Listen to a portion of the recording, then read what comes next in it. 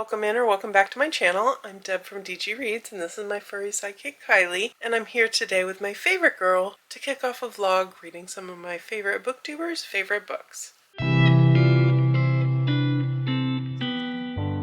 It's that fun time of year where everyone shares what their favorite reads of the previous year are, and my TBR grows and it grows and it grows. I always enjoy seeing people take favorite books from other people and reading them and giving their opinion, so I figured I would join in on the fun. In terms of picking what to read, sometimes that's a challenge because a lot of times my favorite booktubers have already influenced me to read a lot of the things that initially jump out at me, but there are certainly things on their best of lists that still intrigue me, and some of them might push me a little bit out of my comfort zone. Some of them absolutely are within my comfort zone, and I'm not sure exactly how much I will get to in the space of this vlog. As I said in the intro, this is only some of my favorite booktubers. There are a few that don't have their lists out at the time I'm filming this. There are some where I really just have read most of their favorites, where I can't immediately get a copy.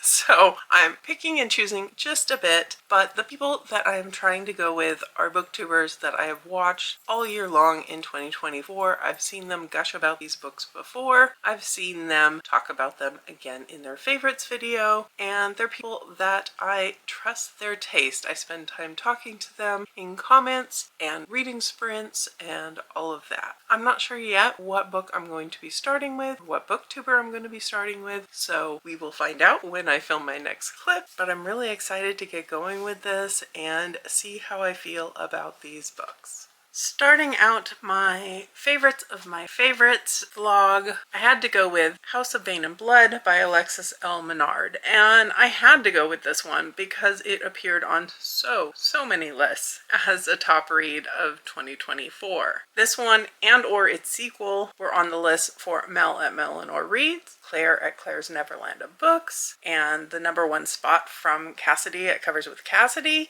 And I think the one I've seen singing to the rooftop about this one the most and forming a whole cult around it has been Bree at Four Paws in a Book. So went into this one with high expectations and also a little bit of nervousness because romantasy, fantasy romance, however you want to categorize this one, is not always in my wheelhouse. But I'm happy to say, to start off, it's going well. This is set in a steampunk world. It's a divided world. You've got the people who have remnant magic, being able to control things like air and shadows. And then on the opposite side, you have those without magic, but who have science and business and power from money and control. And there's kind of a warring aspect between these two sides. You don't cross between them until you do. We're following Mila, and her family has fallen on hard times. She's kind of been handed the reins after her father's death of their railroad company, but it's floundering and they need a cash infusion. Her brother has basically arranged to sell her off to the highest bidder, and she's not very happy about it, but she knows she needs to do what she needs to do for her family. Enter Nico. Nico is one who has this remnant magic from a family on the opposite side, but he comes in and offers twice as much for her hand. And this is going to be a bit of a rivals to lovers situation. There's an attraction there, certainly between them, but they come from very different worlds and they've got things to overcome. And as Mila goes with Nico, she's being introduced to a whole different side of society that she's only kind of seen tastes of before. And I really am enjoying the banter between them. It's got me chuckling in places. It's got me really happily reading along. This had a super strong opening chapter. We've got secrets and backgrounds and undercover motivations that we don't fully know just yet. And I appreciate the family loyalties, relationships in here. Everything is going really well so far. So I am eager to keep reading and hopefully we'll be back to report a success.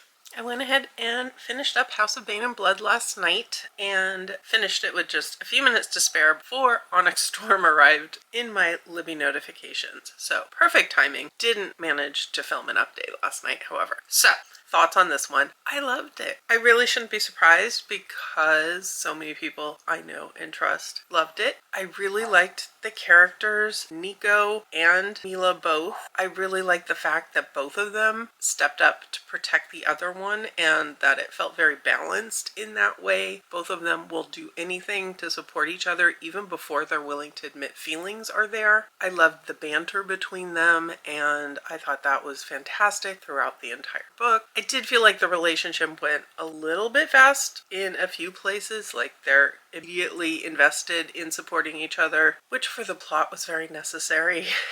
And I really liked seeing that support and the lengths they go to and the danger they put themselves in. Absolutely. The feelings came a little quickly. There were a few miscommunications where the reader knew what was going on and they were taking offense to things said, which can bother me in a romance, but in here it seemed to work. I really loved the world of this and the idea of this different types of magic, this remnant control over different elements, and how that was balanced against kind of the science side. And even with that divide between worlds, you have some overlap. Like Nico has this metal hand, and obviously that required some science and engineering to create, but he uses his magic to control it. So there's this really interesting blend of things. The whole steampunk feeling of Mila's family being part of this train empire and how that is involved in this world and the power dynamics between the different families. I thought the plot was really well done, the pacing was really well done, and it leaves off in a place where I am absolutely invested in picking up book 2 as soon as possible. The physical copy of this, which I didn't originally realize because I started it on Kindle Unlimited before my book arrived, actually has a couple character illustrations. I don't know how well they're going to show up, but we do get an illustration of Nico and the hand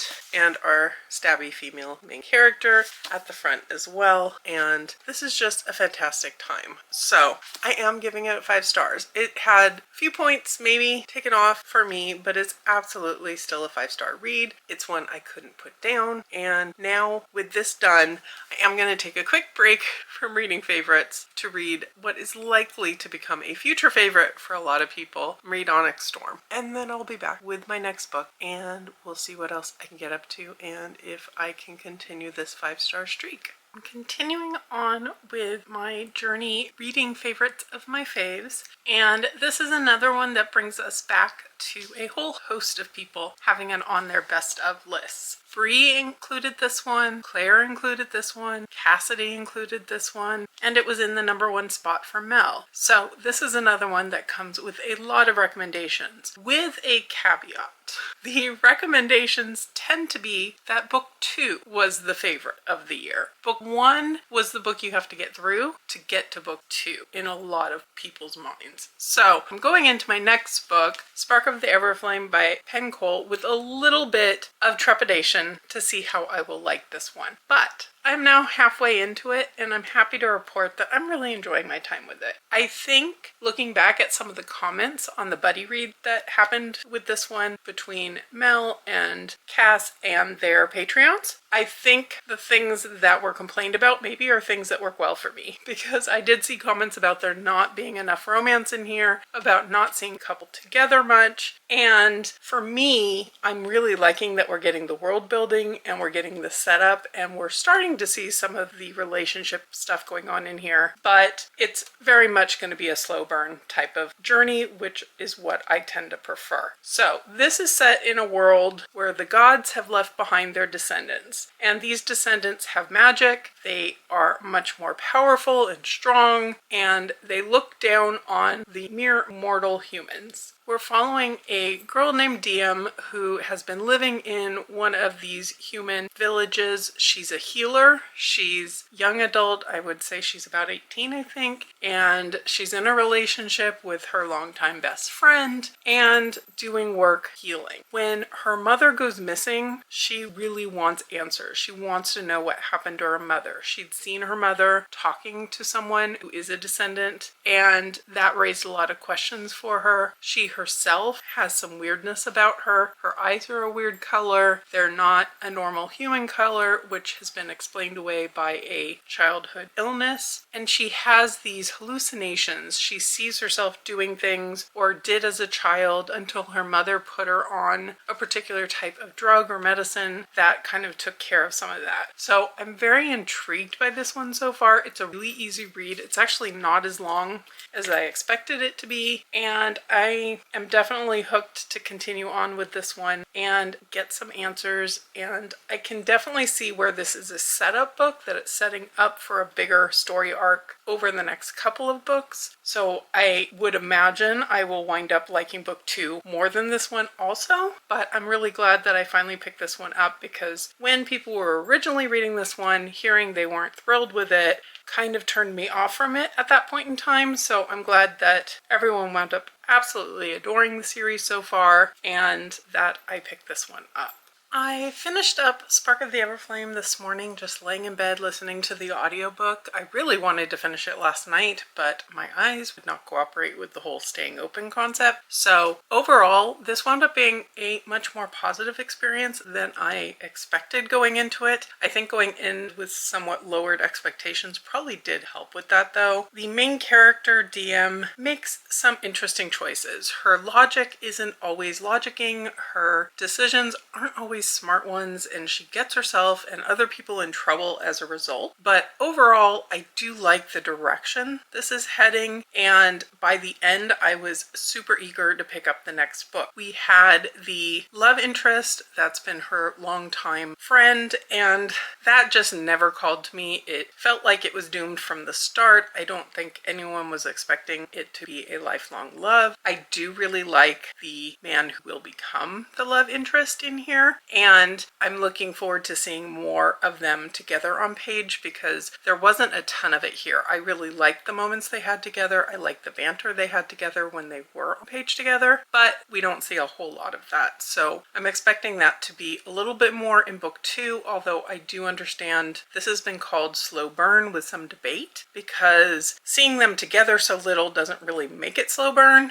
and when they are together things escalate relatively quickly, I would say. But overall, still really looking forward to book 2. I'm really excited for that one also, because I signed up to attend an event in Los Angeles for that particular book, and I'm going to get to meet Bree from For Pause in a Book and Claire from Claire's Neverland of Books at that event. So that's going to be a lot of fun in February. So I'm looking forward to getting that book in my hands at that event. For my next booktuber favorite, I wanted to pick something from Lexie with Books with Lexie, and she did have some crossover with a few of the other booktubers that I was watching for this, but most of those were ones that I had already read. But one in particular stood out to me, even though there were many that I added to my TBR from her list, and the one that stood out is The Day of the Door by Laurel Hightower, and that's largely because this is one that I immediately ordered after I saw her vlog where she read this, and was so intrigued that I had to get it in my hands. So I figured it was the appropriate pick since this was on her favorites list. This is an author that I have read from before and really enjoyed. I read Below, which I enjoyed, and Crossroads, which I absolutely loved. So this one I'm going in with high hopes. The premise of this one, we're following a family, and in the past something happened in the house where they were living, and it's all very murky. But in the end, the eldest son was dead, and the family essentially broke apart. The mother blames one of the sons. Son has some guilt about things, but blames the mother. There's a lot of messiness, and the mother also blames an entity in the home. Whatever happened, this son, Sean, was pulled behind a door and died there. And that's what left the mother injured in some way, shape, or form, the son dead, the family just in tatters. In the present day, the three siblings are convincing each other to get back together with the mom. They're filming a haunted house type of show. And the mother has promised that if all the siblings come together, she will finally tell them what actually happened behind that door. So the premise is really intriguing. The opening chapter, or the prologue rather, was very confusing. I had to read it twice twice because I kept feeling like I was missing something, and I was a little bit worried starting that way and not being sure if I was going to make it through this book. It's not very long. It's 200, a little over 200 pages, but I was concerned by the prologue and my inability to kind of grasp exactly what was happening. But as soon as we got to chapter 1, the narrative is very easy to follow, and I think the prologue is intentionally confusing because our characters in here don't all have a single view of what happened at that time either. Some of the siblings are more reluctant than others. There's motivations for some of them as to why they want to hear out their mother and prove that she wasn't just this horrible parent, this mentally ill parent that was out of control. And there's a lot of love for this brother who used to kind of stand up for his siblings when their mother was out of control. So I'm very intrigued by this family dynamic, by really what direction the story's going to go in, because I could see it going a few different ways, and I look forward to continuing on with this one.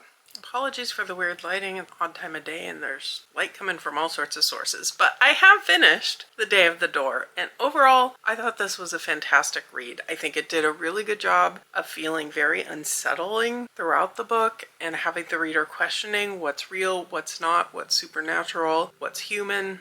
I thought that the discussions in here about family and about trauma and about mental health were really good discussions, and the way that these characters kind of come together after being so separated for such a long time was really well done. I think the element of the TV show filming and their kind of separate motivations in doing this whole thing really played in well. There was a point earlier on in the book where I was wondering why we even needed that whole television setup, if it was just there purely to bring this family back together, to get the mother wanting to confess potentially something. But I do think it played a good role in the development of the story as we got further into the book. There were definitely some creepy moments, some extreme moments that I thought were really well done. I really liked the way we got answers to mystery in the end of what exactly happened on that day of the door, what happened behind the door. Some of the reveals I didn't entirely see coming. There was definitely some intentional miscommunication going on, but there was more than that going on as well. And I thought this did a really good job of balancing character development with the plot advancement, and kind of the whole atmosphere setting of this all came together really well, and I wound up giving this one a 4.5.